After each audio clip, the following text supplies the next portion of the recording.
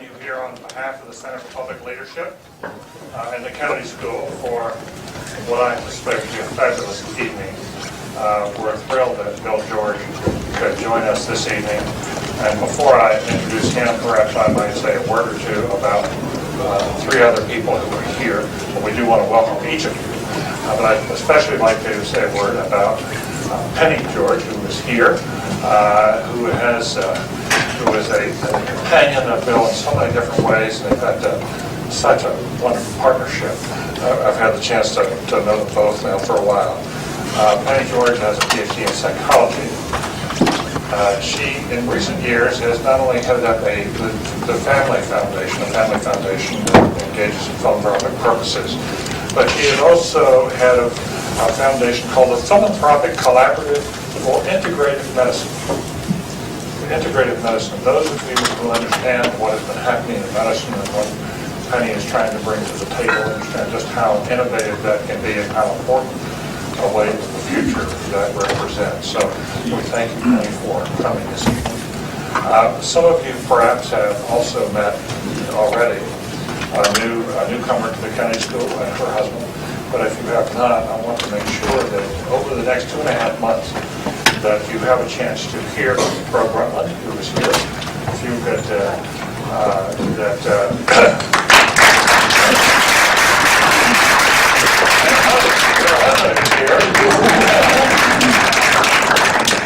As you know, Bro Brundtland was not only Prime Minister of Norway, and not only has been a pioneer in advancing women as leaders around the world, but it was the Brundtland Report that some years ago really put sustainable development on the international agenda.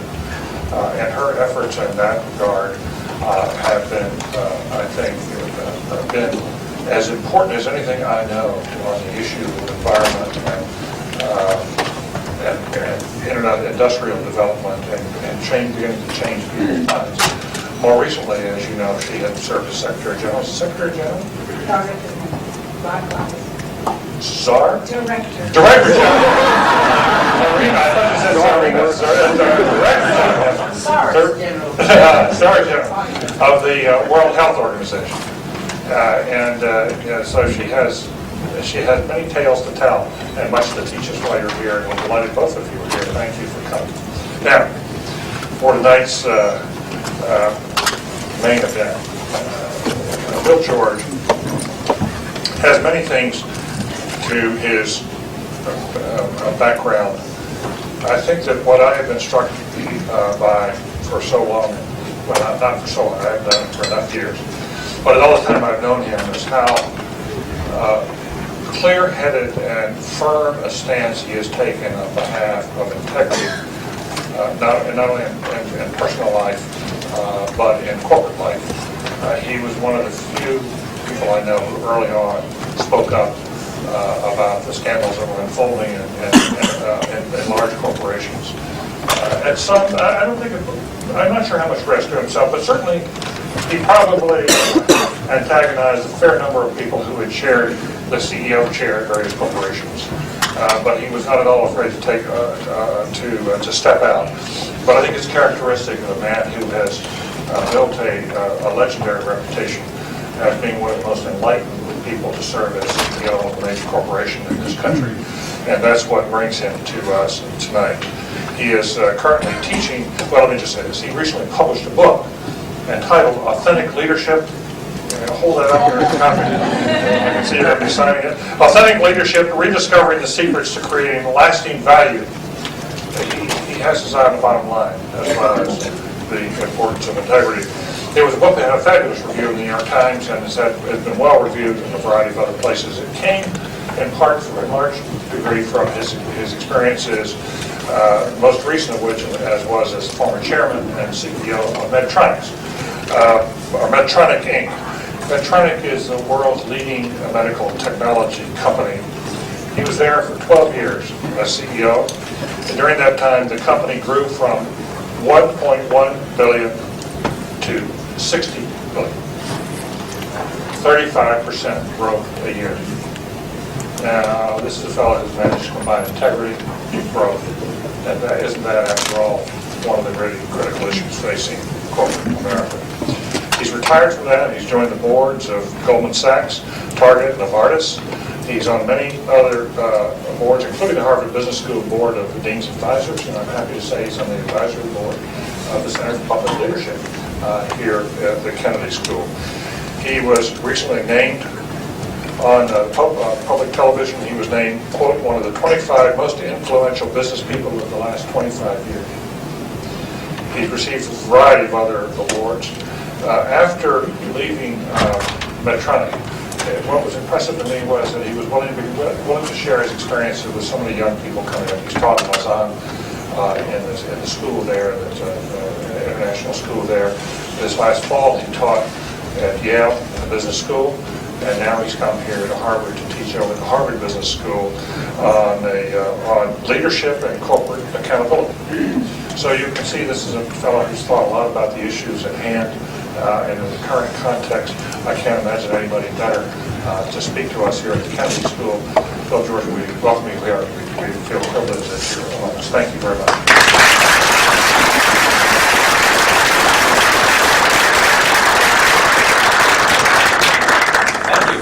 Thank you, David. It's a real privilege to be here and also to be on the faculty at Harvard Business School and have a chance to be in this community. My wife Penny and I are living right around the corner over at University Green, so we're just a few doors away on the other side of the Charles, so we have a chance to kind of look in the windows of the Center for Public Leadership every day as we go by. But I'm pleased to have a chance to chat with you, and I hope that I won't talk too long so we can have a chance for some questions and dialogue afterward. I'd like to get your ideas, because this is my favorite subject and something I have a lot of passion for, and that's leadership and the kind of leaders I think we need in the business community to bring us out of what I believe is the worst crisis in my lifetime, which I can tell you is more than 50 years. But we have not experienced such a crisis of confidence and loss of public trust. It was interesting, the Wall Street Journal published a poll from Harris Interactive which showed that trust in business leaders was down in low double digits, around 12%. Even after the economy is coming out of the doldrums, everything is pointing back up, the stock market's come back up, and a number of the wrongdoers are either been indicted or are on their way to jail. Yet still, there's this loss of trust. And if you think about it, when you operate in a system of capitalism, you do, everything in the economy revolves, an awful lot in the economy revolves around business.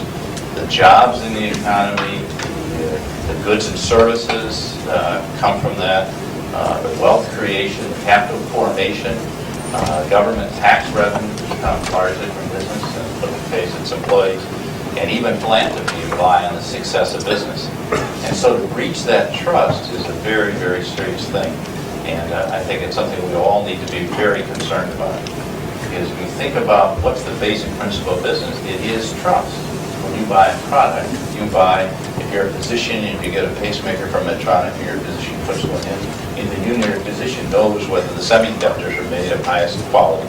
If you buy a car, you don't know if it has the highest quality. It's basically an issue of trust. You trust the person to when you take your automobile to be repaired. And if that trust is breached, then the whole system can break down. Just as in the case of employees, if you're employed by a corporation, you're there as an act of trust, and many corporations have violated the trust of their employees and lost a lot of that trust. And it should be, trust must be a two-way street. If you're going to give yourself to a company and put your heart and soul into it, then the company has an obligation to not take advantage of you, but to reward the work you've done. And that is part of the trust equation. The same is true in investment. If you put $100, $1,000, $100,000 into a stock, you have a right to expect that when you go back to the market, it is a fungible market, that you can get your money out, hopefully with a reasonable return. And if the money is gone, as in the case of WorldCom, which destroyed $160 billion of value, rightly feel cheap. Like, what happened here? How could that disappear? How can $160 billion disappear in a matter of weeks? How is that even conceivable? It wasn't a long slide. It just fell off the cliff and disappeared. And so trust in so many ways has been violated. I think one of the most egregious violations was what happened with mutual funds. Because here if you think, what is a mutual fund? It's a place where you put your money because you want to invest in the entire market. And that mutual fund is acting as a fiduciary for your money. And the idea that they would actually be trading against you and using your money and trading against you and skimming a certain amount off the top, even if it's small relative to the total, violates that sense of trust you have. And in the last decade, one of the things that's been fueling the market is the 82 million Americans that have put their money into mutual funds. And many of them, it's their life savings because they don't have the capacity to invest in, or don't choose to invest in individual stocks. So now that we've broken that trust, I think the question is, how do we get it back?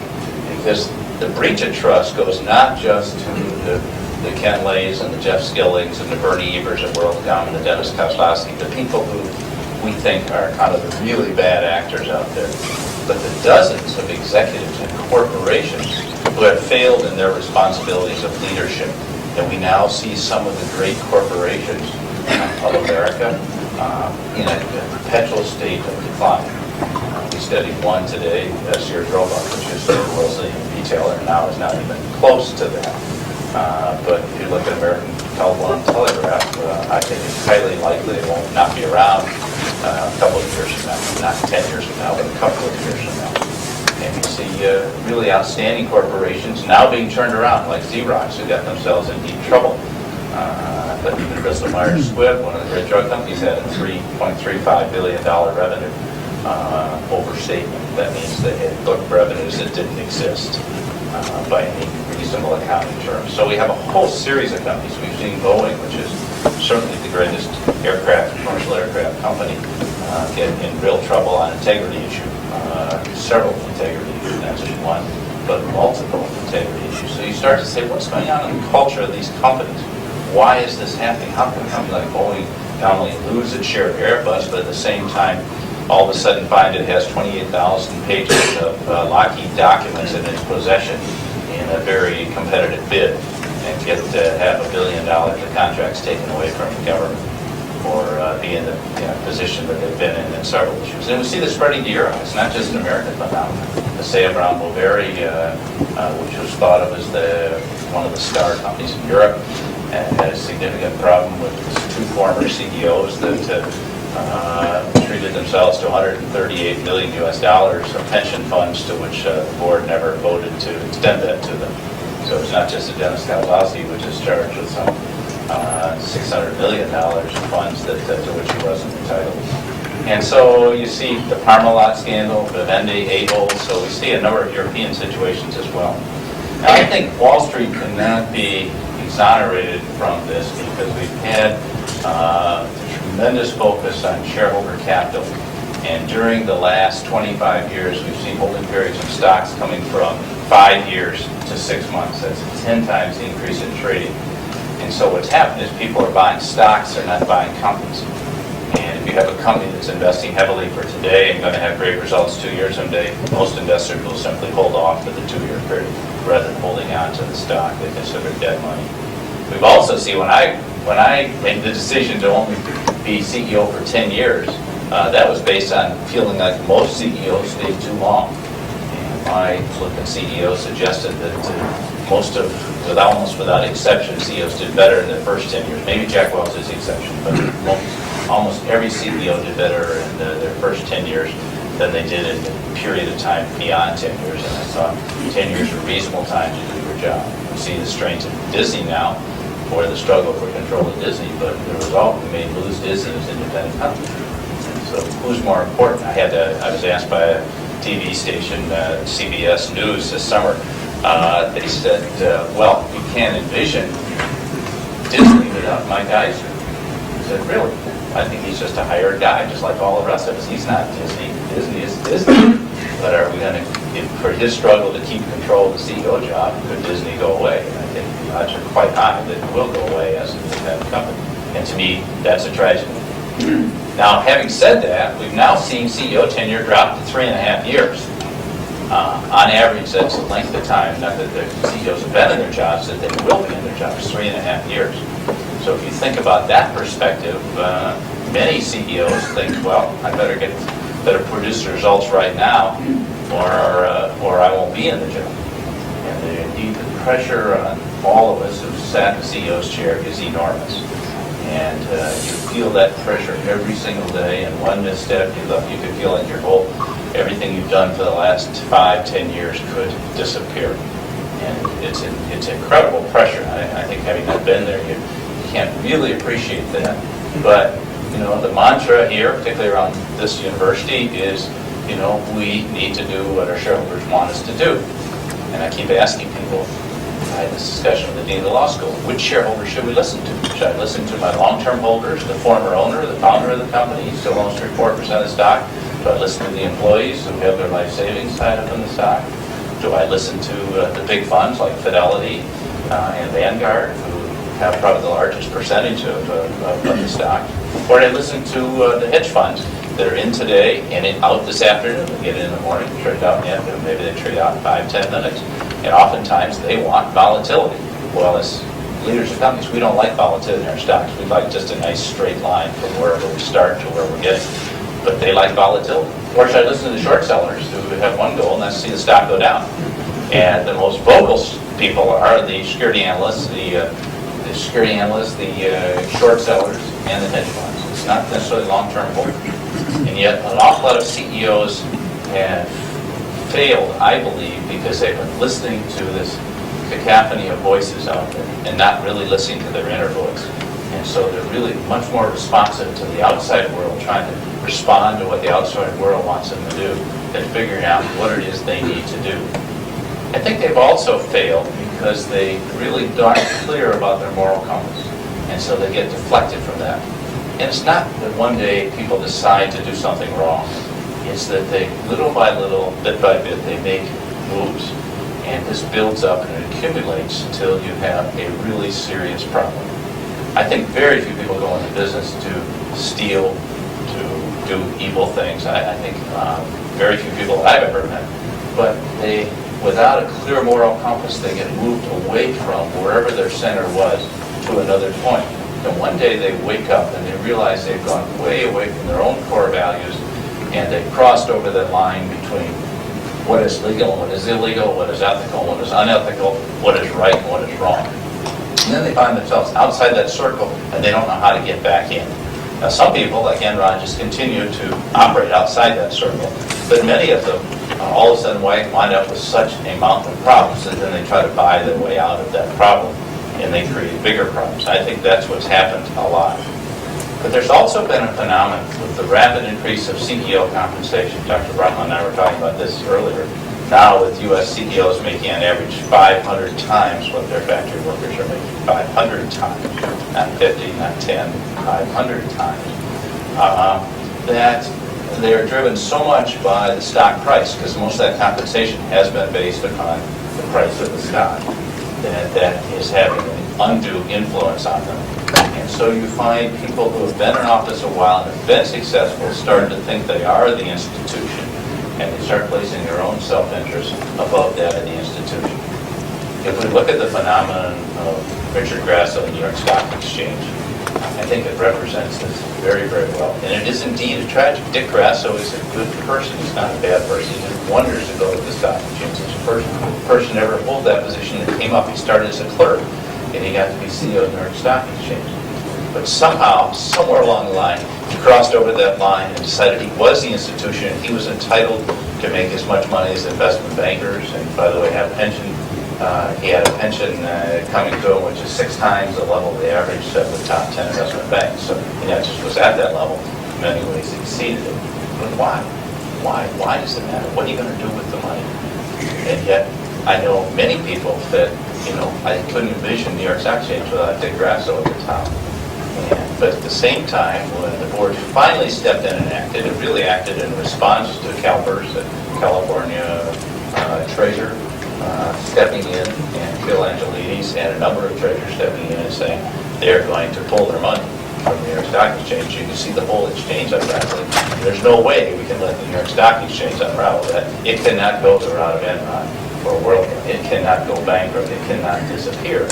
But I think the real question is, how do we get to this point where we start thinking the individual is more important than the institution itself? And I think that's one point.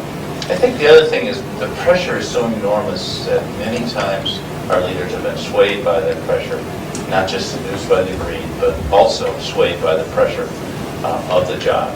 And I think we need, obviously, selecting leaders who are not swayed by that. Now, from a public leadership standpoint, how have we responded? I think we respond the way public leadership always responds. If institutions don't govern themselves, the public will rise up in distress, call their congressmen, their senators, or the regulators, or the government, and say, please step in and take care of this situation. We're being violated. And the public never speaks with one voice either, but certainly enough of those voices are heard that someone's got to do something. And so it becomes a renewed effort to find people that violate the law and put them in jail. That's solution number one. Solution number two is pass more laws, which we did with Sarbanes-Oxley, which is a tough law to ensure good governance. And then the third is we need to revitalize our internal agencies, which start with the Steering Exchange Commission. That's what Bill Donaldson's doing right now in Washington. Well, all three solutions are good. They're what I call necessary but not sufficient conditions. All three things are necessary. The wrongdoers should be held to account. And I would never judge whether someone is guilty of a crime or not, because I'm not a lawyer and I wouldn't be in a position to judge whether I know that they're not the kind of people you want leading our corporations. You would never want Dennis Kozlowski to lead an organization of which you were a part or which you were responsible. But on the other hand, I don't know if he's going to be found guilty beyond a shadow of a doubt. That's a whole different question. But we should hold them to the full test of the law. Just because people are wealthy, they should not be held to a lesser test than someone who breaks into a 7-Eleven store and steals a loaf of bread and winds up going to jail.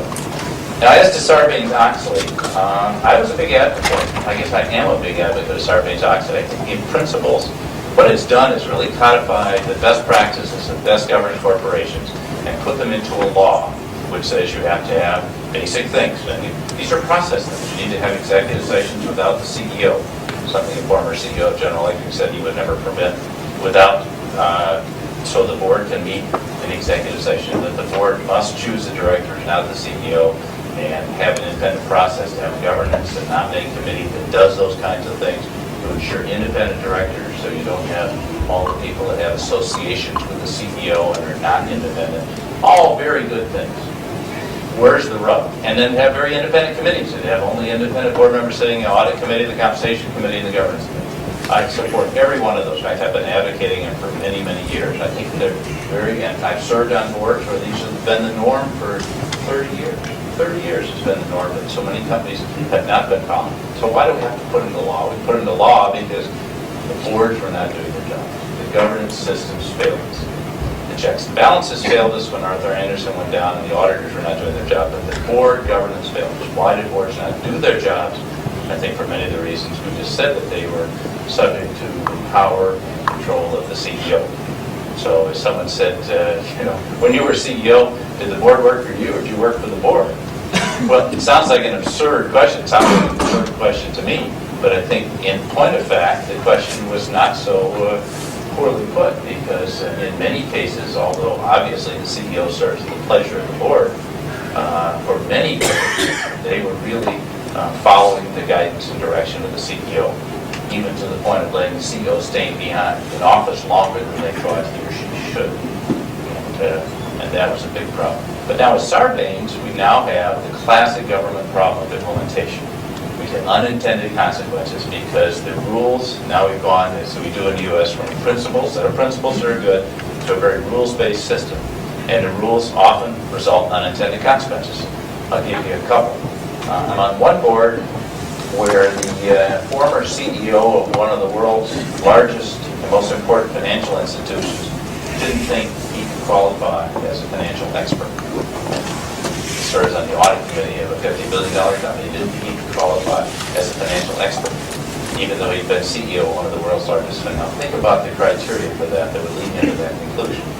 I'm on another board where one of the world's leading accounting professors, who happens to be over at Harvard Business School, is considered non-independent by a very technical matter, so he cannot serve on the audit committee. at great loss to this board's audit committee, I might add, because he is, one of the reasons he wanted on the board is because he brought that expertise. But it was a technicality that kept him off of that. So you can get to the point where the rules take you over, and I think that is a problem. You're going to hear a lot of complaints from corporations, from boards of directors, and corporate executives over the next several years about how it's being implemented. And it probably does need to be. It does, I won't say probably does need to be moderated. Even in the case of the SEC, which is tightening up, sometimes in some of the cases I've seen, it appears they're going after the wrong people in finding out who to attack, and they haven't been very distinguishing in that. And so that puts everyone on the defensive. What happens is then boards spend their time, instead of being proactive and serving as a thoughtful governing body, they get to the point where they're doing nothing more than checking boxes to make sure they don't violate the law. And that's what it devolves to. I think it'll be a great loss. Well, as I said, this is a necessary but not sufficient condition to ensure that we restore trust. I think the important element that no one's talking about is leadership. And we cannot just put systems or processes in place, because there is no way that you can legislate integrity. There's no way you can legislate good governance, and there's no way you can legislate stewardship. We need to have leaders who step up and do that. And I'll go out on a limb, as David said I would, and say that we've been selecting the wrong leaders. We've been selecting people for their image and their charisma instead of their integrity.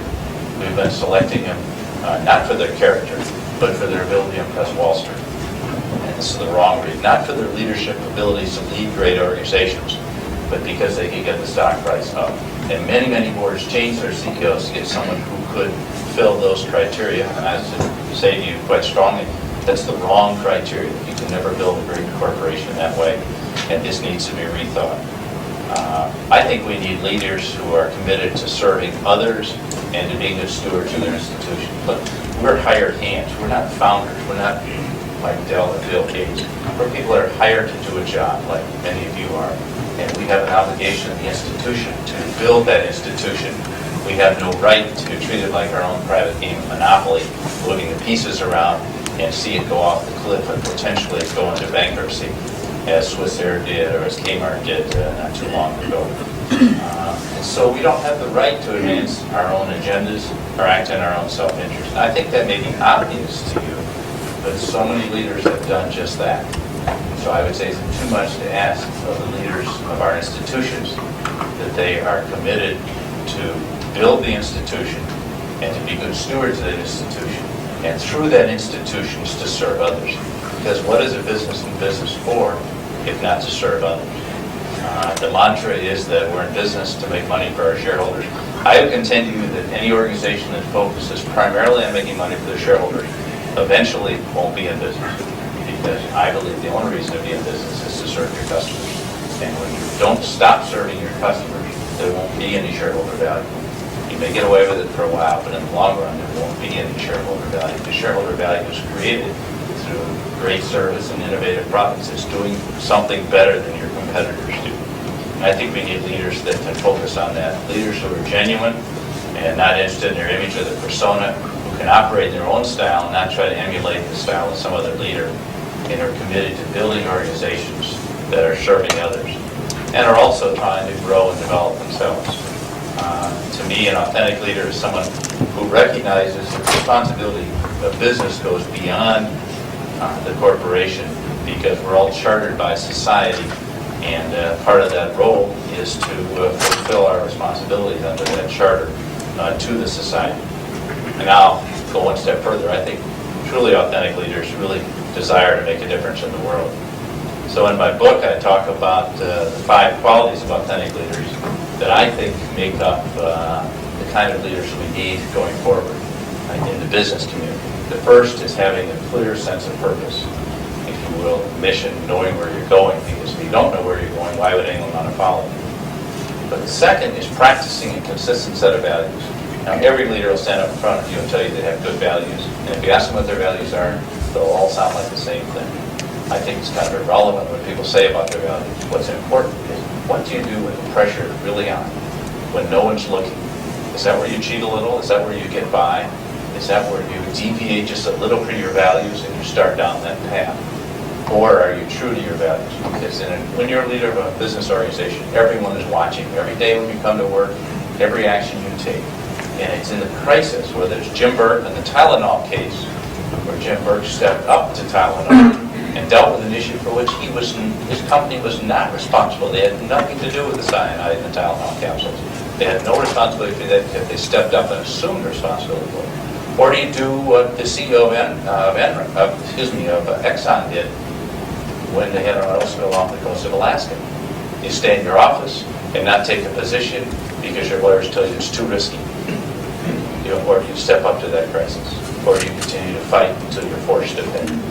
And so those are really hard questions. And I think we need to look at what do we do in a crisis, because that's when you determine what somebody's true values are. But the third quality of an authentic leader is leading with your heart. This is one that most people don't think of, because they think of, we use our heads, we lead with our head. I contend to you, if we only lead with our heads, we're using less than half of our capacity. And when people want to connect with you, they connect with you at a heartfelt level. Everyone in this room has a story that you would like to tell, or that you would like to hear me tell you. And that's where we connect at that level. It's through that level of passion for other people and passion for what we're doing. Jack Welch said, you can't work at GE if you don't have a passion for this business. Steve Ballmer said the same thing at Microsoft. I agree with that. I think we don't have a passion. But that's what leading with the heart is. It's having that passion. It's not just getting the job done. It's not just analytically figuring out solutions to problems. It's not running computer models. It's not making financial decisions. It's having a passion for the business and a compassion for the people, both that you work with in your organization and the people you serve, with the end result of your business is functional, whether it's a service or a product. And that's what I mean by leading with heart. And I think great leaders have that capacity to lead not just with their heads, but with their hearts as well. The fourth is to establish deeper connected relationships, back to sharing at a deeper level what's really important. You can't do that by spending your time going to security analyst meetings in New York or San Francisco. You have to be out there with the people, and that's where you learn what's going on. You can't do it by sitting in your office and reading reports or having meetings outside your office in your conference room. The only way I know to really develop connected relationships in any organization is to be out with your customers, to be out with your employees, to be out in the production lines talking to people, to be out talking to in the R&D labs. This is so inspiring. I remember one student of mine told me that he was from Venezuela and he was working for Procter & Gamble. A very simple story. The CEO of Procter & Gamble came to Venezuela the first time in 20 years. There had been a CEO had come to a smaller country like Venezuela. And the first thing he said was, I want to go to the homes of poor people in Venezuela. I'm not interested in going to the homes of the wealthier people. I want to see how they live, how they clean their homes, what personal hygiene they have, how they eat. Because this is the future. We need to serve the developing market. This company, we're going to continue to grow. And as the student said, we never went to these homes. These are not homes we normally went into. Yet the CEO wanted to go in there.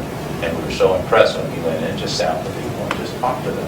This is a story that went all around the corporation. The next morning, this young man was at his desk. He's 28 years old.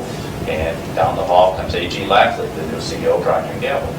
And comes up to him and says, what are you doing? And Jose says, well, here's what I'm doing. And he spent about 5 minutes talking to him. He said, Jose, I hope you really work hard at doing what you're doing, because what you're doing is so important to the future of this company. Because if you and people like you really do your jobs well, this company's going to be very successful. But that obviously had an impact on Jose, but it also had an impact on all the people that you talk to and heard that story. Because that's an authentic leader that takes time with people and spends that one-on-one and really connects with someone. And I think we've seen in the political world that's certainly true. But there's no reason why business leaders should be held to any lesser standard. Well, finally, business is all about producing results, and that requires self-discipline. And I think any leader fails to have self-discipline can't do the job.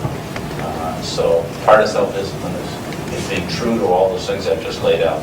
But it's also having the personal disciplines in your life so you can be consistent in how you live your life, and you can consistently produce results as a result of doing all these things. Well, the good news is that I couldn't have said 6 months ago, is that I really believe today that there's a new generation of authentic leaders emerging in business. The ones I'm going to cite for you tend to be leaders of the largest corporations whose names you'll recognize, but it is really a different tonality.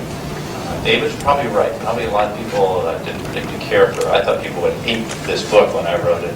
It turns out a lot of the newer CEOs like it, and I've been trying to figure out why. I've been getting phone calls, emails, and letters from them, and personal contacts. I think it's because, not that the book's so great, but it harkens to what they know to be true, that they really want to get to lead in this way, and not be, if you will, selling out to Wall Street, not be a victim, not be imprisoned by another group of people, but they really want to get back to what they know to be true. Good example, Sam Palmisano, IBM, the CEO, took over from Lou Gerstner, and still got a lot of work to do at IBM. First thing he does, gives up a $4 million bonus and asks it be redistributed among a management team. A, he didn't think he deserved it. B, he thought he could help.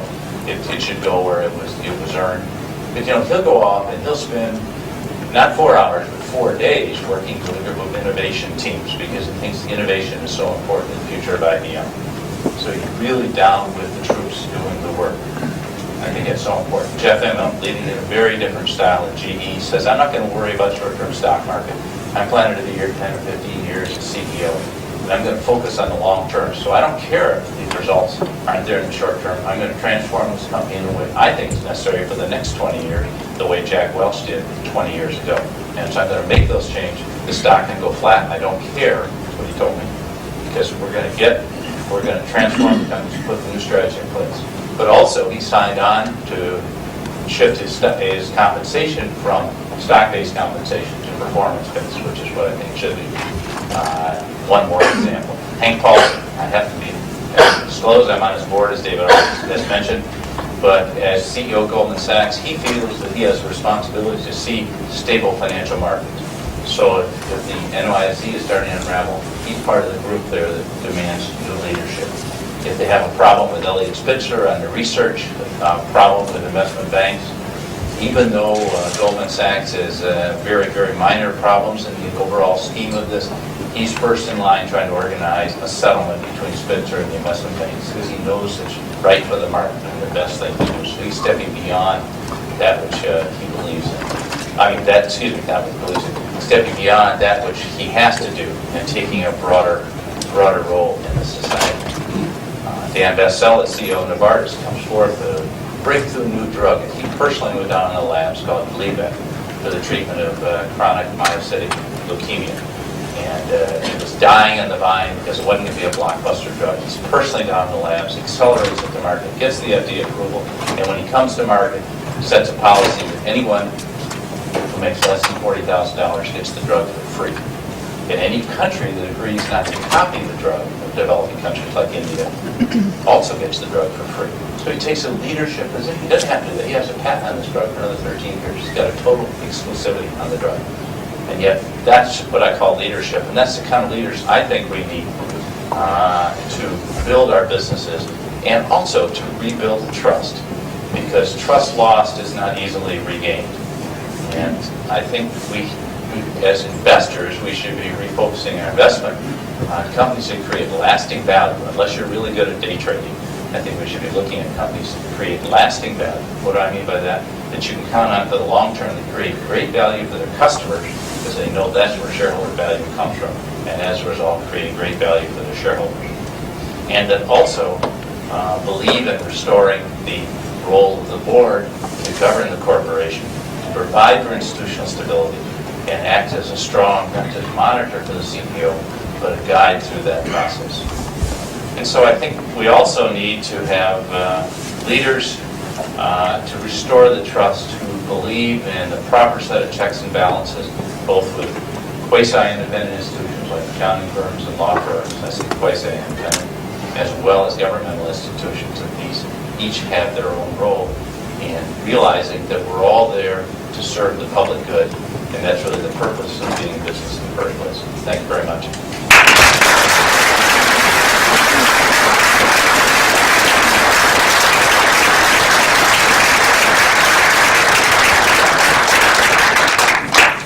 Questions? I hope. Yes. Hi, my name is Sarah Strauss. I'm an executive university student between the business school and the Kennedy School, and I'm also from Fridley, Minnesota, so you're All right, very good. It's quite lovely, but I just have a question regarding some of the last few points you brought up when you were talking about some of the new authentic leaders in today's society. And most of the people you cited are leaders of obviously very large corporations who potentially can maybe ignore the day-to-day volatility in the stock market. If the stock drops today, it goes up, or whatnot.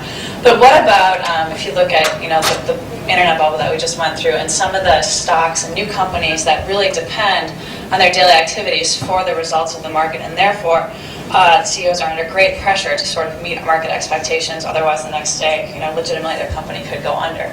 So, I mean, how in that situation where it seems as though the market would almost, I don't want to say punish integrity, but doesn't exactly encourage it, and not just firms from big Wall Street companies, but even individual investors who really expect to get a 30 to 40% return on their investment. How do you sort of change that perception and really encourage people to think more about the long term of investment? Well, I can say that what David said about Medtronic's return, 30 to 40% returns are not normal, and I think one of the things that's happened is corporations who control the pension funds have put pressure on their fund managers to deliver those kind of returns, and they're totally unrealistic. They used to have people laugh when we said Medtronic earnings would grow at 18%. They say, oh, we want much higher than that. Well, you're not going to get it, and not for any extended period of time. And people may think they will for a couple of quarters and then turn back. As far as the smaller firms go, I think a lot of smaller firms went public way too soon. And I think these firms are not really ready to go public, and I've been urging venture capitalists to stay with the firms more and try to find the next Intel rather than finding a quick turnaround return. But I agree with you, many people did that. Some won at it, many lost. But I do think these smaller firms are not ready to withstand the public eye. Many of the firms Medtronic acquired were public. Had CEOs who felt like they were spending 60% of their time dealing with investors, and they really want to get back to inventing new products and working with customers, and that's why they're willing to sell their companies to Medtronic so they can get out from under that. So I think there was a phenomenon. Nothing wrong with going public, but I think it's the right time. When do you go public? And when do you take a company that has been fully established? And a lot of these companies were really more facade companies with maybe a product but not really a company. But there is still the problem. You have companies in trouble that maybe can't have the time to, as you say, establish themselves for the long term.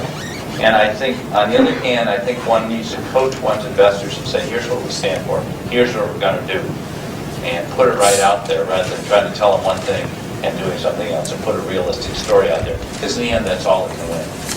And business does take time. If you want to change a culture, my average rule of thumb is going to take you 5 years. You say, consultants tell you can do it 6 to 12 months. It'll take you 5 years.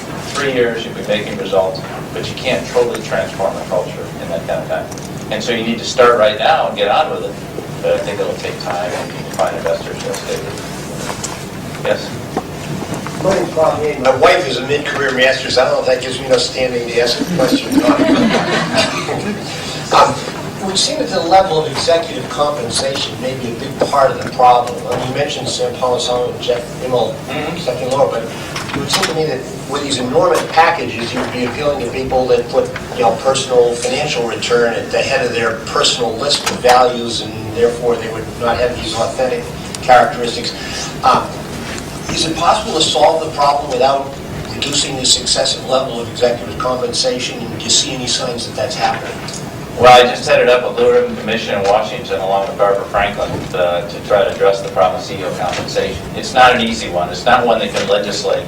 You recall a few years ago we had a law that said CEOs that any more than $1 million got, in a certain form, got huge taxes. Well, instead we gave huge stock options. We kept the salary at $1 million. They saw a lot of them capped, but they really weren't capped, and they got much more money.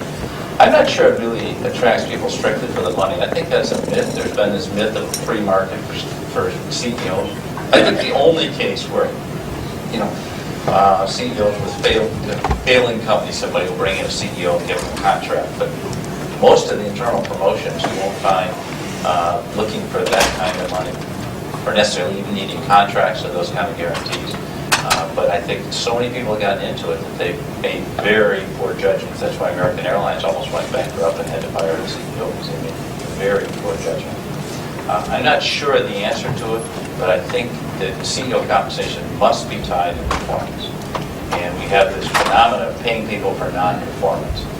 Michael Ovitz is the extreme case, $138 million for less than a year at Disney, walked out with that kind of money. Why are we writing contracts with these people in the first place? Why are we signing on for that kind of money?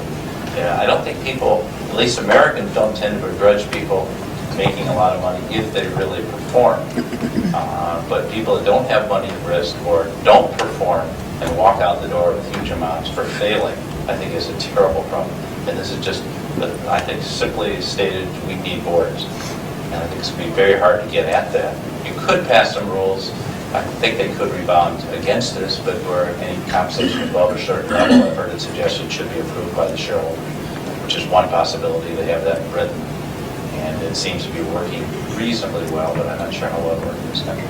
But I think we just need to put clear performance measures, and it should be company performance, not stock performance. So thank you for your question. Yes? Hi, I'm Norris Collingwood. I work at the Center for Public Leadership. I was wondering if you think companies should just stop giving earnings guidance, whether they should just kind of give Wall Street expectations the back of their hand. Well, sure, I think they should stop giving earnings guidance, but then you can't pull us up on CNBC and beat us up for missing the earnings guidance that somebody else puts together by a penny or two and say, oh, it's terrible. And that's why CEOs won't do it. They're afraid that they're going to get burned for, quote, missing earnings. And I think the underlying problem, though, is that we're judging people on quarterly earnings. Just turn on CNBC any morning, you see every CEO's parading is there. They've got all the latest earnings as though that really is criteria. It's not a very good criteria of how companies are doing. I think you'd do far better looking at a longer-term performance. And we've gotten to the point where you can lose money and be seen to be beating the guidance. You know, we beat it by 2 cents, but we lost $100 million. And I just think it's wrong. I think we're looking at the wrong thing. We need to get back to basic performance parameters. Yes, back. In the circumstances, the milieu at this particular time when businesses have gotten in so much trouble, there's one major change in this country that you didn't mention, and that is the conservatives coming to the fore, taking political power. I took a course here, Understanding Conservatism, and when they went, the first day the professor went around the room and asked what people's ideas were about it, and I said, well, it seemed to me like it was a worldview in which greed and self-interest were seen as virtues. And on the board he wrote, enlightened self-interest. And so that whole type of thing, you know, where you can take greed and self-interest and call it enlightened, that's part of, you know, what's out there now. It seems to me that that's contributed to this as well. Would you agree? I'm not going to get too much into the political arena. I'll let Mr. Gurry get into that. All I will say is that I grew up in a part of Michigan with a very, very conservative Republican congressman named Gerald Ford, who lived about a block from where we lived and always spent all his time in Washington. And I always thought he was super conservative. He was always, as a Republican, railing against Democrats for deficit budgets. So I just like to say things have really changed. Jake. I'm Jake Collinger. I go to the business school in Bill's class, actually. So, you talk a lot about strong leadership in an age of empowerment and decentralization, and I thought maybe you could share with some of the people here, you know, how you slept at night in sort of that context, and then, you know, rectifying for some of us who are thinking about becoming leaders, this tension, you know, this really discouraging tension towards, you know, gee, do we really want to go through all of this scrutiny? I mean, for those in politics or those who are, you know, going to become leaders of top corporations. I mean, how do we handle that? What Jake's alluding to is that we have some of the, well, many of the future business leaders of the world getting educated, getting a master's in business administration across the river, and many of them, after the course, we're teaching on leadership and corporate accountability and looking at what's happened. So many leaders are starting to say, oh, do I want to get thrown into that maelstrom? And is it really worth it? This job doesn't look like a heck of a lot of fun anymore. You know, it is a great opportunity. I always thought business was leadership was a very honorable profession and an opportunity to really make a difference. And I can think of few fields, including public leadership, where you have as much opportunity to make a difference. And you can sleep at night if you do the best you can. You can't stop investigations. You can't stop somebody in your company doing something inappropriate, paying a doctor abroad, but you can act on these things when they come to you. And you can be proactive in looking what's out there and trying to address the issues of the day. Dr. Brotman and I were talking about the question of AIDS and why more of the pharmaceutical companies did not come forward. Instead of being reactive to what was going on, why don't they be proactive and try to address these problems? Because we have enormous capacity to address these problems. So I think you sleep at night, Jake, by doing the best you can and going at it every day and realizing there will be problems. And that's part of what you're hired to do, is dealing with those problems. Sometimes they're not a lot of fun, some of the investigation, but you just do the best you can. And I doubt seriously that any of the people who really did their best are going to wind up behind bars or even being indicted. And I think there is a clear distinction, but I do think you can make a huge difference because of the enormous power. The power to bring people together to make something happen. And yes, it can be something noble like inventing a drug to save someone's life, or it can be like Walmart, just bringing great values to consumers. It doesn't have to be that, or it can be creating great financial markets that people can get the capital funding they want. And we all have a role to play, but I think you can make a huge difference to what you do. Yes? Hi, my name is Uwe Häuser. I'm editor of the journal. Can you hear me better now? Yes. Hi. My name is Uwe Häuser. I'm an editor with the German weekly Die Zeit, and I'm currently a fellow here at the Harvard Yard. You spoke quite convincingly about the responsibility of CEOs towards the customers, and that this is the right focus to have, and I believe every word you said about this. You did not, also not in your examples, talk much about the responsibility towards the employees. That may be a coincidence, but it's of interest to me. Is there nowadays also, for an authentic leader, responsibility towards keeping jobs at home, towards teaching employees to, how to create a higher human capital in themselves, this sort of stuff? Well, I felt that obligation towards the employees of Medtronic every day, and while I was there, we went from like 4,700 employees to around 26,000. Now the company has around 30,000. I felt both a burden and an exhilaration about that. I don't think anyone can guarantee jobs. The best guaranteed jobs is a growth company that continues to do well because it's gaining market share, bringing new products to market, serving its customers better. That's the only guarantee we can give you of a job. Anyone that guarantees people jobs and watches themselves lose touch with the market or lose touch with their customers, those jobs will eventually go away. There's no law or anything else that can force those jobs upon you. In fact, when you have too many employees, the most humane thing you can do is to make that adjustment quickly and not do it slowly as we do in many societies. But having said that, I think leadership has a real responsibility to its employees to sustain those jobs and not to hire too quickly. It's better to outsource than to hire people internally if you can't ensure people's jobs. Now, as for the question of doing the work at home versus doing it somewhere else, I'm a believer in the economic theories of comparative advantage. And I think if we should look globally at where the work can best be done, and that's the best way to preserve jobs locally. If you don't do that, your company will lose competitiveness. Target Stores on its board I serve buys about $2 billion a year from China, Indonesia, and out of its Hong Kong buying office. That's the only way it can stay competitive with Walmart. That's the only way it can bring best values to the American consumer. Now, right now, we're going through a phenomenon where many of the so-called high-tech jobs and higher value-added jobs are being outsourced to India. And I think this is a real phenomenon. In India, there are more engineers trained every year by a wide margin than there are in the United States.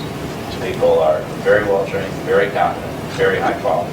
And I think one needs to recognize that in order to keep your company competitive with any company. You can't. But I think if you do that, then you have the best of both worlds.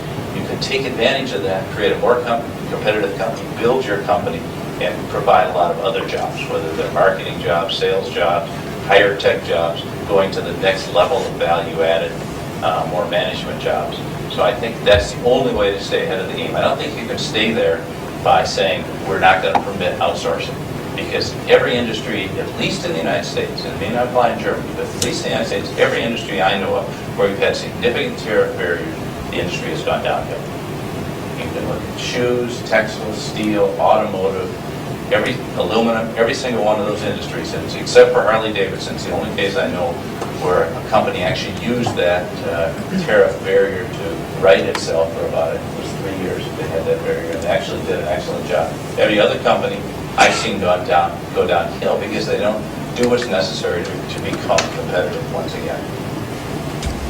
Yes? Hi, my name is Marika. I'm a master's student here at the Kennedy School. My question is about the catchphrase used by many corporate leaders to explain their motivations, that they're serving shareholders' interests. It seems that that's the excuse for often sort of immoral and unethical behavior. And you say that the replacement phrase for that should be to serve our customers. Do you think that that replacement phrase, though, is sufficient to motivate them and to expand their idea of what their responsibility is to a more sort of community-wide global responsibility, or will that work, and how effective will that be in changing the framework of how they explain their actions? Well, it's a very good question. I try to talk extensively about it in my book because I think the core of the issue is what motivates the people who work in your organization. And I would suggest to you and everyone else that saying to your employees that their job is to get the stock price up, which is to say shareholder value, will never motivate employees. Employees are motivated by making a difference through customers, whether it's creating an innovative product, creating software, a better service at a Four Seasons hotel, or even a rental car dealer. This is what motivates people to try to do superior work. And I would suggest that the companies that are really going to be superior in the 21st century are those that know how to motivate people that way. Because that's where the customer satisfaction comes, that creates the virtuous circle that leads to the shareholder value, and that's a reinforcing circle. So I'm certainly not against shareholder value, I'm very much in favor of it, but it's how you create it. And I think you only create it by creating value for your customers. And when you do that, then you have the funding to recognize that the customers are part of a larger societal issue, if you will, part of a larger society, and that you can, by serving them on a broader basis, not just narrow set of self-interest, can serve society better as well. So that's why I think leaders need to look beyond just their immediate customers to look to the broader issues that they're serving in those particular environments. Bill, you might just say a word, if you would, about what you did at Medtronic to make sure your people, your employees knew about what was happening in the lives of the customers. Well, the question is, how do you bring that customer home to your people? I used to insist that all professional employees in Medtronic get out and go into operating rooms, watch surgery at Mass General, see angioplasty done. But what we did for all of the employees is brought customers, patients, not doctors, patients, to Medtronic to tell their stories. So every year in December, in the middle of December, we have what's called a holiday party, and brought 6 patients from, only 6 out of, these days, 6 out of 4 million, to tell their story. And thousands of employees would gather, many with thousands more, or 10,000 more, would be listening in by webcasting or video conference, and then another group would get the videotape in Asia for their time to get work out. It was a very moving case because the people told their story about how Medtronic's products help restore them to full health. And it really brought home why you're working here, whether you're a technician in the lab, or whether you're a computer operator, or whether you're an accountant. It really brought home what your role was in helping restore these people to full life and health. Now, what you're going to say is that works well for Medtronic. What about the other niches? I've watched Target stores, 320,000 employees, many of them not making much above minimum wage, high turnover just because of the nature of the job, many part-time workers. And I've watched that company devote an enormous amount of money to training people on a basic value proposition that says our role is to offer great value to our customers with fashion-forward merchandise and very friendly service. That simple proposition is something that all 320,000 Target employees know, and it's carried out. And they have a passion about that, just like Medtronic have a passion for restoring people to full life and health. So it can be done across a wide range of industries. It's not just limited to the people in the healthcare industry. Yes. Hi, my name is Angel Pascual.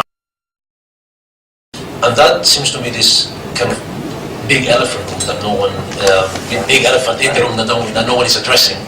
Because people within business just don't want to hear about the idea of business executives having to take on any sort of political responsibilities or political roles. People outside of business see the proposition as yet another step in business colonizing everything in the world. But it seems to me to be something that is happening, that somehow we have to acknowledge that business corporations have become key political agents. And I was wondering if you have some ideas as to what mechanisms can be put in place to articulate that new reality. Well, Dr. Brundtland and I were talking about this in the case of AIDS, which is a very poignant case because you have the pharmaceutical industry, is consistently the most profitable industry in the world, across all industries on a consistent decade after decade basis. Yet what is the responsibility of those industries, if you will, to provide drugs for the developing world where the margins are not there, they can't make as much money? What is their responsibility to do that? How should they organize themselves to do that? And I think that's where it's very appropriate, without violating antitrust laws, for business leaders to come together as a group to address greater societal problems. In this case, a disease that affects more than 40 million people and is an epidemic. Call it anything else when you have 40 million people. But I think they then need to work with governmental bodies to work out solutions to very complex problems. Problems that cannot be solved by any one company in any one industry. So I think they have that obligation. As far as engagement in the political process, I think that would be good. Unfortunately, so much of the engagement, they've been very engaged, but on a very self-interested basis. And if you take the United States, for instance, if you look at this coming year, how much money will go into political campaigns from various industry groups, but often against a very narrow set of objectives. And you could actually say, some of my students were asking the other day, we were talking about this, you can't take a government employee out and buy them a Coca-Cola without them paying for it because it's considered a bribe or corrupting. And yet there are several industries that alone give more than $200 million to the political process in a year. And I think it would be naive to say that it doesn't have enormous influence. When you talk about buying votes, it just has enormous influence on the political process. So the question is, how are you using that influence? Using it for good and trying to organize with the government, recognizing their legitimate role, and I think in a global world, we need to look beyond national governments to global vehicles, international vehicles, whether it's the UN or it's in various agencies or other vehicles that can bring us together to solve larger global problems and support the global process. Yeah, just very quickly. I agree with you that they obviously have a lot of influence nowadays. My question was more specific, like what mechanisms can we put in place to ensure that that influence, which we all know they have, is, say, conducive towards a common good? Is it legislation? It's a tricky question. I just wonder if you have some ideas about it. I'll have to ask some of you who are better legislators than I am. I don't know how you can write legislation to force people to act in the common good. But I think you can bring them together around issues specific. People are problem solvers. Give them a problem, they'll solve it. But we need to find ways to bring them together, to convene, if you will, so you're not asking one industry to carry, one company to carry the load for a major societal problem. But I do think this collaboration, which many of us do in philanthropy, it's very common in philanthropy today to have partnerships between government, non-profit organizations and businesses to solve problems of local school education. That's very common. I think that can be taken up a level to the national level and 2 levels to the local level to solve larger national problems. And I think it's the only way they're going to get solved. Again, my discussion with Dr. Brown, the kind of money that business could put into philanthropy to solve these problems through its foundations, either through private foundations like the Gates Foundation or through corporate foundations, to get behind these problems in conjunction with business and in conjunction with governmental bodies. I think it's the only way some of these very intractable problems are going to be solved that require both a lot of money and a lot of will and the ability to operate across a wide swath of society and the globe. Because businesses are not very good at doing that. They 10 times, if they don't have those vehicles to operate through, what they do tends to dissipate over time. There's no staying power. Yes? You talked about building trust with the CEOs and the customers and employees. Can you talk about building trust and individuals also, about building trust with the area contracting? I just read the current New York Times for striking $61 million extra to go into trust for the portfolio. And I wonder what he's thinking given $70 million. But what are your thoughts about it? You're going to contract with someone, you have to contract with integrity and fulfill your responsibilities, whether it's Halliburton or whether it's Boeing or anyone else. And when you don't do that, you're going to be barred from future contracts. It's that simple. And I don't believe that one should work with the government on a basis of contracts that are not bid out for public bid because there's too much interest. There's too much self-interest involved when contracts are not put up for a public open bid process. And I think any contracts you're referring to, they never went through that. Now that's a separate problem than the one that they apparently had violations. And I think all of us have an obligation to ensure the integrity of our fulfillment of contracts. But I also think we have an obligation to go beyond those contracts and recognize our fiduciary responsibilities, which often go beyond the direct contracting arrangement. Yes? Hi, I'm Craig. I'm a student at the Kennedy School. And I'd like to ask you a question about the kinds of arguments that work to help business people see issues like drug treatment in Africa for people suffering with AIDS. There are instrumentalist arguments along the lines of reputation enhancement or risk management. And then there are other arguments whereby you say, we may be a firm, but we are imbued with human values because we are part of society, so there's a responsibility. Which of those two arguments, in your experience, is the most convincing to business people? Just like I think business leaders ought to be out with their employees and their customers, I think if you get out with the problems and actually experience them firsthand, that's the most compelling argument to make. That's more compelling than any intellectual argument of actually experiencing the firsthand problems.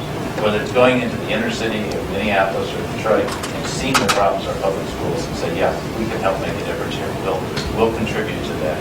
Or whether it's going to South Africa, seeing the problems firsthand with AIDS, or going to India and seeing some of the problems with intractable disease in India. When you do that, the impression is so strong you can't help but say, look, we will devote our resources to help solve this problem. Not all of our resources, but a significant amount. So again, you can see I'm a great believer in the power of firsthand observation and being engaged at the heart level, not just at the head level. Because when you get into a discussion in a conference room and an economist comes forward and says, you guys need to put up $1 trillion to solve this problem, all you're going to do is get a lot of people walking out of the room and say, forget it.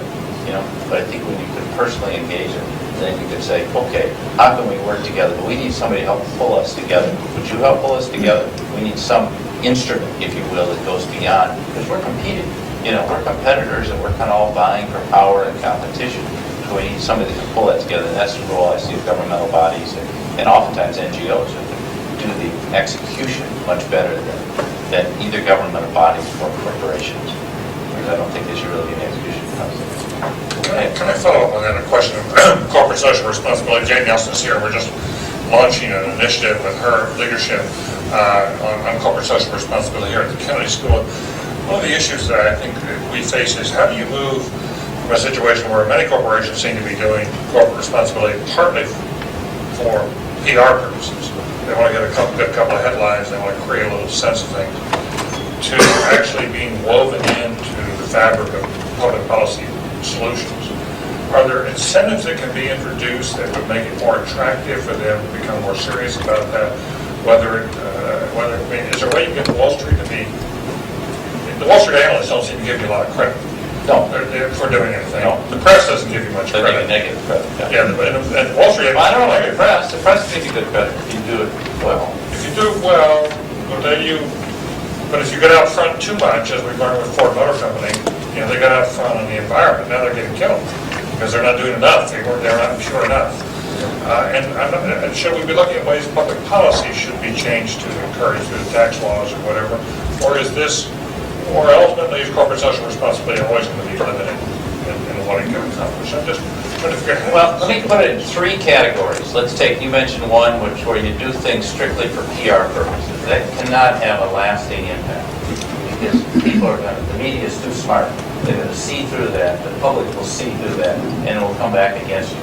Then let's take the one of the true benevolence that says, we're going to do this, our company has zero interest in this, we're just going to do this in the goodness of our heart. We like to create great art museums in cities where we have no employees. This probably, is great when people do this, but probably has limited lasting value.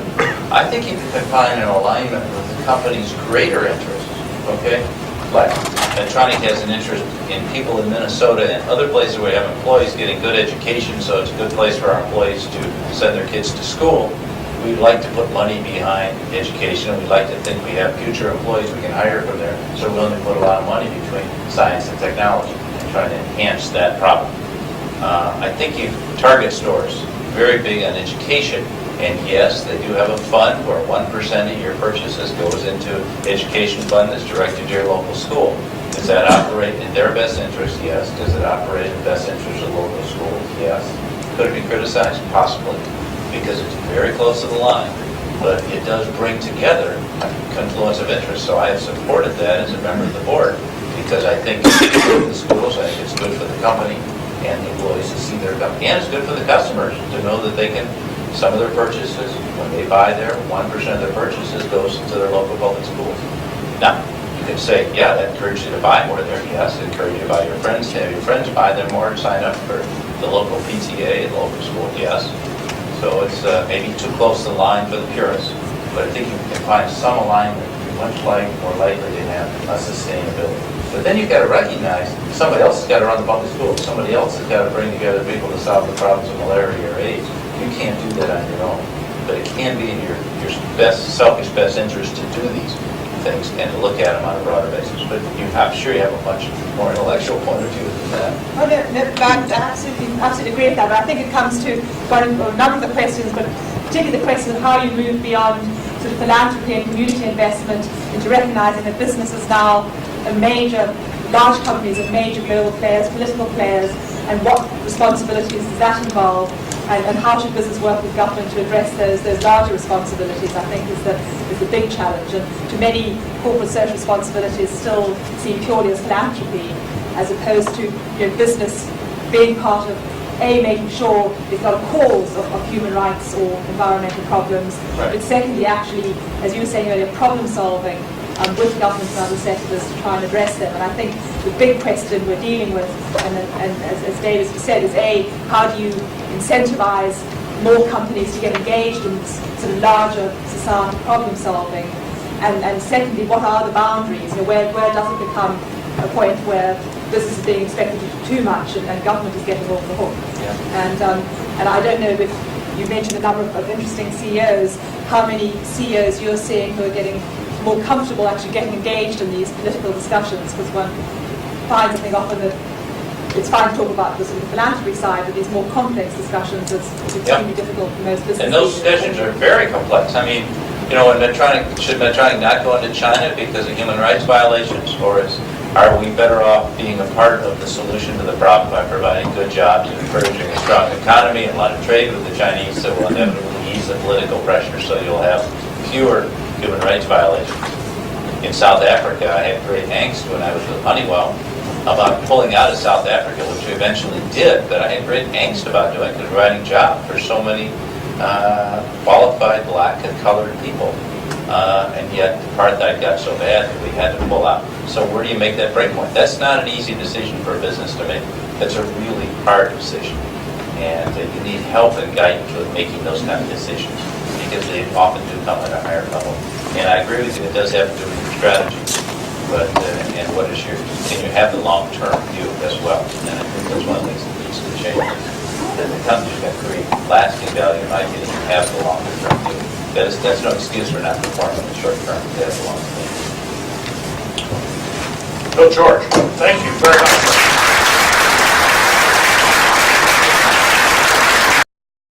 In part, in large degree, from his experiences, most recent of which was as former chairman and CEO of Medtronic, or Medtronic Inc. Medtronic is the world's leading medical technology company. He was there for 12 years as CEO, and during that time the company grew from 1.1 billion to 60 billion. 35% growth a year. Now, this is a fellow who's managed to combine integrity and growth, and isn't that, after all, one of the really critical issues facing corporate America? He's retired from that. He's joined the boards of Goldman Sachs, Target, and Novartis. He's on many other boards, including the Harvard Business School board of the Dean's Advisors, and I'm happy to say he's on the advisory board of the Center for Public Leadership here at the Kennedy School. He was recently named on public television. He was named, quote, one of the 25 most influential business people of the last 25 years. He's received a variety of other awards. After leaving Medtronic, what was impressive to me was that he was willing to share his experiences with some of the young people coming up. He's taught in Lausanne in the school there, the international school there. This last fall, he taught at Yale, the business school. A background. I think that what I have been struck by for so long, well, not for so long, I haven't done it for enough years, but all the time I've known him is how clear-headed and firm a stance he has taken on behalf of integrity, not only in personal life, but in corporate life. He was one of the few people I know who early on spoke up about the scandals that were unfolding in large corporations. And some, I'm not sure how much risk to himself, but certainly he probably antagonized a fair number of people who had shared the CEO chair at various corporations. But he was not at all afraid to take to step out. But I think it's characteristic of a man who has built a legendary reputation as being one of the most enlightened people to serve as CEO of a major corporation in this country. And that's what brings him to us tonight. He is currently teaching, well, let me just say this, he recently published a book entitled Authentic Leadership. Hold that up here in the copy. I can see everybody signing it. Authentic Leadership, Rediscovering the Secrets to Creating Lasting Value. He has his eye on the bottom line as well as the importance of integrity. There was a book that had a fabulous review in the New York Times and has been well reviewed in a variety of other places. It came to us here. If you could,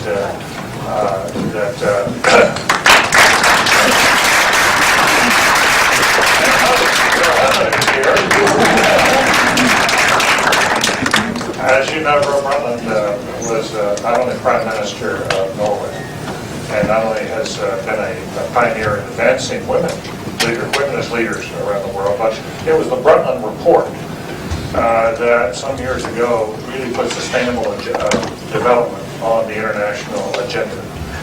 And her efforts in that regard have been, I think, been as important as anything I know on the issue of environment and industrial development and beginning to change people's lives. More recently, as you know, she had served as Secretary General. Secretary General? Czar? Director General. I thought you said Director General. Sorry, General.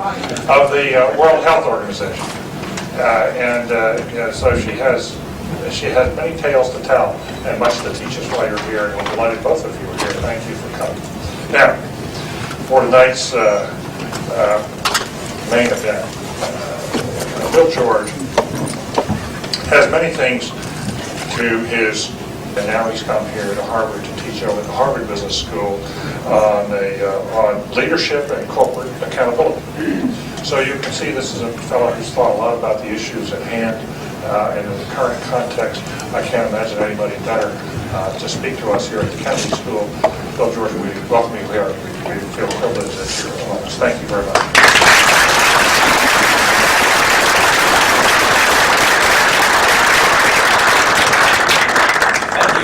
Thank you, David. It's a real privilege to be here and also to be on the faculty at Harvard Business School and have a chance to be in this community. My wife Penny and I are living right around the corner over at University Green, so we're just a few doors away on the other side of the Charles, so we have a chance to kind of look in the windows of the Center for Public Leadership every day as we go by. But I'm pleased to have a chance to chat with you, and I hope that I won't talk too long so we can have a chance for some questions and dialogue afterward. I'd like to get your ideas, because this is my favorite subject and something I have a lot of passion for, and that's leadership and the kind of leaders I think we need in the business community to bring us out of what I believe is the worst crisis in my lifetime, which I can tell you is more than 50 years. But we have not experienced such a crisis of confidence and loss of public trust. It was interesting, Wall Street Journal published a poll from Harris Interactive which showed that trust in business leaders. Welcome you here on behalf of the Center for Public Leadership and the Kennedy School for what I suspect to be a fabulous evening. We're thrilled that Bill George could join us this evening. And before I introduce him, perhaps I might say a word or two about three other people who are here. But we do want to welcome each of you. But I'd especially like to say a word about Penny George, who is here, who is a companion of Bill in so many different ways. They've had such a wonderful partnership. I've had the chance to know them both now for a while. Penny George has a PhD in psychology. She, in recent years, has not only headed up the Family Foundation, a family foundation that engages in philanthropic purposes, but she is also head of a foundation called the Philanthropic Collaborative for Integrative Medicine. Integrative medicine. Those of you who understand what has been happening in medicine and what Penny is trying to bring to the table, understand just how innovative that can be and how important a way to the future that represents. So we thank you, Penny, for coming this evening. Some of you perhaps have also met already a newcomer to the Kennedy School and her husband. But if you have not, I want to make sure that over the next 2.5 months that you have a chance to hear the program.